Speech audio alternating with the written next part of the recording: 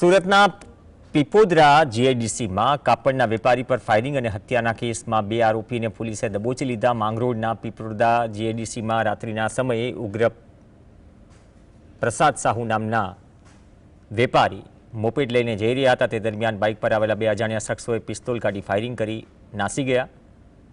ઇજાગ્રસ્ત યુવકને હોસ્પિટલ ખસેડી તપાસ શરૂ કરાઈ છે। આ તમામ આરોપીઓને ઝડપી કોર્ટમાં રજૂ કરી 5 દિવસના રિમાન્ડ મેળવ્યા છે। 13/8/2025 રાત્રિના 9 વાગે કોસંબા પોલીસ સ્ટેશનના પીપોદરા જીઆઈડીસીમાં એક ફાયરિંગની ઘટના બનેલી।